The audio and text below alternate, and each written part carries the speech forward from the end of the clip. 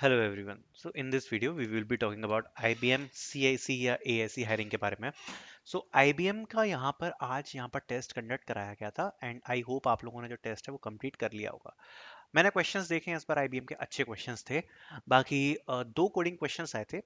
After seeing the questions मैं आपको कुछ डिटेल्स शेयर करना चाह रहा हूँ और दूसरा जो आपको नेक्स्ट स्टेप है वो कब आएगा उसके बारे में मैं आपको शेयर करना चाह रहा हूँ. ठीक है. तो सबसे पहले स्टार्ट करते हैं. सबसे पहले आप एक काम कर सकते हो. आपने कितने कोड सॉल्व किए आप बता सकते हो कमेंट सेक्शन में.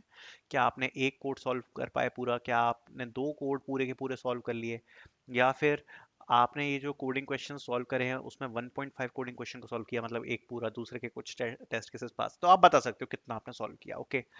बाकी सबसे पहले इंपॉर्टेंट पॉइंट्स को डिस्कस करेंगे हम यहाँ पर. कुछ काफी इंपॉर्टेंट चीजें हैं जो आज के असेसमेंट को देखने के बाद करनी है. देखो पहले मैंने आपको क्या बोला था कि इसमें अगर आप दो में से दो कोड पूरे कंप्लीट करोगे तो आपके चांसेस बन जाते हैं. बट आज मैं कहना चाहूंगा आपको आफ्टर सीइंग द असेसमेंट कि अगर आपने 1.5 से लेके 2 के बीच में कुछ किया है, या अगर आपने दो के दो पूरे कंप्लीट करे हैं तो कुछ चांसेस आपके हो सकते हैं. कुछ चांसेस क्यों बोल रहा हूँ, मैं ये क्यों नहीं कह रहा कि भाई 1.5 है तो आपका यहाँ पर नहीं हो पाएगा और अगर 2 है तो हो जाएगा. देखो आईबीएम का क्राइटेरिया हमेशा कुछ अलग ही टाइप का रहा है. हो सकता है कि किसी बच्चे ने 1.5 क्वेश्चन सॉल्व किया हो, मतलब एक क्वेश्चन के पूरे टेस्ट केस पास करा दिए एंड सेकंड क्वेश्चन के कुछ केसेस, पांच छह केसेस पास करा दिए. हो सकता है यहाँ पर उसको रिवर्ट आ जाए एंड एक ऐसा बच्चा हो जिसने दो के दो पूरे कोर्स रन किए हैं उसको भी रिवर्ट ना आए. अब ये चीज मुझे आज तक नहीं समझ में आई है कि आईबीएम किस प्रकार से कट ऑफ रखती है, but it is very random. And हो सकता है ये एल्गोरिथम डिटेक्शन के हिसाब से हो कि भाई ऐसा केस लग रहा है कि इस बच्चे ने शायद चीटिंग करी होगी. बिकॉज ऐसा पॉसिबल है कि यहाँ पर आईबीएम की तरफ से अगर ऐसा कोई चीटिंग उनको बिल्कुल भी डिटेक्ट होता है 2% भी, तो वो उस बच्चे को रिजेक्ट करते हैं. ओके.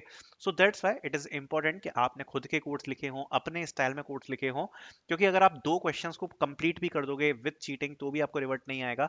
हो सकता है अगर आप केवल 1.5 को सॉल्व कर दो खुद से एंड आपको रिवर्ट आ जाए तो कुछ नहीं कह सकते. बट हाँ, it should be a good score कि अगर आपने 1.5 से लेके दो कोडिंग क्वेश्चन के बीच में स्कोर किया है तो. ठीक है. अब नेक्स्ट स्टेप के बारे में जरा बात कर लेते हैं. आज का एग्जाम तो आप लोगों ने दे ही लिया होगा. सो देखो नेक्स्ट स्टेप ये है. सबसे पहले काफी बच्चे पूछ रहे हैं कि जो इसका रिजल्ट है वो कितने दिनों में आता है, कितना टाइम लगता है. तो देखो मैं आपको एक चीज इसमें क्लियर कर देता हूँ कि जर्नली विद इन 1 डे आपको इसका रिजल्ट आ जाता है, with in 1 day. Okay. So most probably आपको कल तक या आज रात को ही आपको जो मेल्स हैं वो यहाँ पर आ जाएंगे. ठीक है. किसके? इंग्लिश असेसमेंट के. तो जो इंग्लिश असेसमेंट के मेल्स हैं वो आपको बाय टुनाइट और बाय टुमारो मोस्ट प्रोबेबली आ जाएंगे. और अगर थोड़ा बहुत डिले हो गया तो डे आफ्टर टुमारो तो मान के चलना ही, बट आ जाएंगे. मुझे ऐसा लगता है कल तक तो डेफिनेटली यहाँ पर जो इंग्लिश असेसमेंट्स के मेल है वो आपको आ जाएंगे. ठीक है. अब इंग्लिश असेसमेंट्स में क्या है, इस बार इन्हें दो कोडिंग क्वेश्चन पूछ लिए थे. पिछली बार एक क्वेश्चन पूछा था विद 45 मिनट्स. तो थोड़ा सा पैटर्न सॉफ्टवेयर डेवलपर वाला यहाँ पर चल रहा है, एसडी रोल वाला. ठीक है. तो अगर उस हिसाब से चल रहा है तो भाई इंग्लिश असेसमेंट में वैसे जनरली दो राउंड्स होते हैं. एक आपका होता है एसवीएआर टेस्ट. ठीक है. और दूसरा आपका होता है यहाँ पर वीडियो रिकॉर्ड टेस्ट. ओके.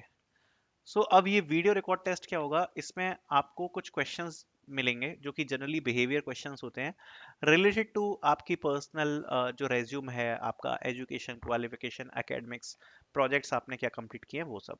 तो आपको क्वेश्चन डिस्प्ले होगा स्क्रीन पर, आपको पढ़ना है और आपको उसका आंसर वीडियो में रिकॉर्ड करके देना है और आप उसकी रिकॉर्डिंग करेंगे. तो ये इजी राउंड है, ये एक जनरली देखने को मिल जाता है. और एक ये जो एस टेस्ट है वो आपका जनरल, अब आप 2025 बैच से हो तो अभी तक तो आपने पक्का दे ही दिए होंगे S test. Is a version test, मतलब एआई बेस्ड रहता है और वहीं आपको पता है इसमें क्या क्या होता है. स्पीकिंग होगा, राइटिंग होगा, रीडिंग होगा एंड रिपीटिंग होगा. ठीक है. तो ये सब चीजें आपको पता ही होंगी कैसे होती हैं. ऑलरेडी इसमें कुछ ज्यादा एक्सप्लेन करने को है नहीं. ठीक है. अब मान लिया कि अगर आप इसको भी क्रैक कर लेते हो, तो अगर आप इसको भी क्रैक कर लेते हो तो इसके बाद एक वेटिंग पीरियड लगता है अच्छा खासा. ठीक है. एंड ये वेटिंग पीरियड आपका 1 वीक का भी हो सकता है और 1 मंथ का भी हो सकता है. कुछ कहा नहीं जा सकता डिपेंडिंग अपॉन कि उनकी रिक्वायरमेंट की कितनी अर्जेंसी है. हाँ, नेक्स्ट राउंड आपको आएंगे. ठीक है. कम बच्चों को आएंगे बिकॉज एलिमिनेशन होगा काफी ज्यादा.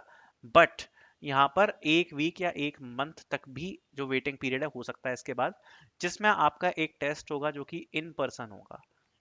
अब इन पर्सन कोडिंग टेस्ट आपको यहाँ पर देखने को मिलेगा इसके बाद, जो कि किसी आईबीएम के ऑफिस में होगा. जनरली प्रेफरेंस दी जाती है, इस बार नहीं दी गई थी, वैसे दी जाती है. एंड उसके बाद नेक्स्ट डे यहाँ पर आईबीएम का आपको इंटरव्यू देना है इमीडिएटली. उस दिन आपका टेस्ट होगा, एक इन पर्सन कोडिंग असेसमेंट है, उसके बाद ये टेस्ट क्यों लिया जाता है, चेक करने के लिए कहीं आपने चीटिंग तो नहीं करी थी एग्जाम में, इसलिए आपका एक इन पर्सन टेस्ट होता है।